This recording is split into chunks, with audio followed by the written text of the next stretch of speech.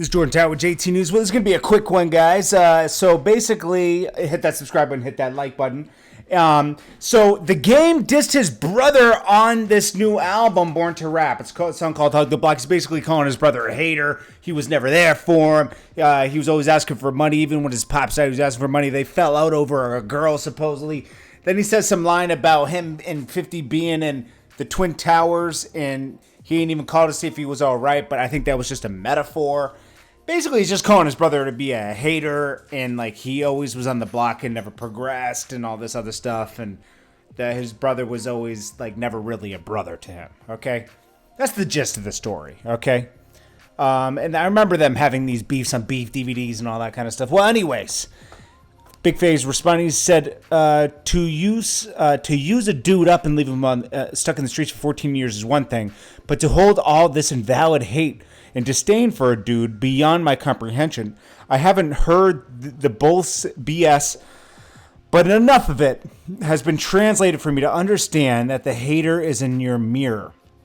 In 2005, I left after months of feeling underappreciated and not needed, and got confirmation of that when the repossessions began. Instead of what I hoped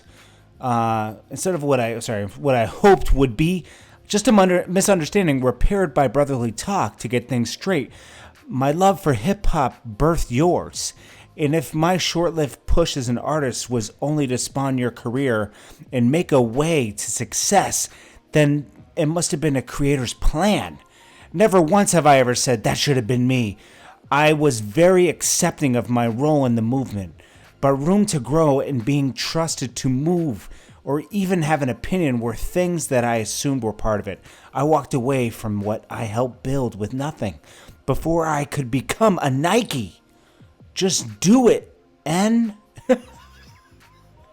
Then he said, I'll just go back to the turf and be a dude I've always been. I kept pushing and tried to make the best of it.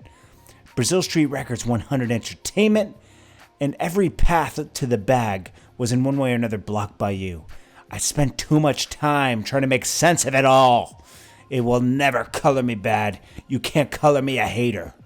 And well, anyways, that's that. I think he put up some more stuff. I forget where I put it. You know, it's like the game, you know, his brother gave him a lot of like credibility too at the time. I remember that. You know, his brother was a big part of everything. He was in the first DVD they put out, everything. It's sad to see this happen with family, you know. Who knows whose fault it is or who's what.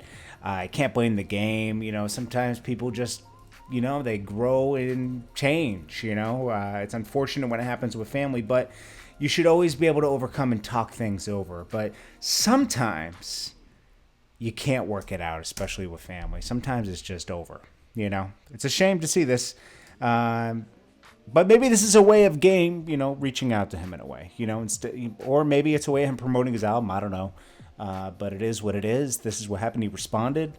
What do you guys think about the whole thing? Put some facts below, and maybe we'll follow up on this with some comments from this video, okay?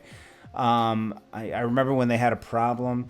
His label used to be Black Wall Street, and now it's Nip's thing. Was it the Prolific Records? Yeah, spooky. But anyways, this is Jordan Tower with JT News. I'll check you guys later. Peace.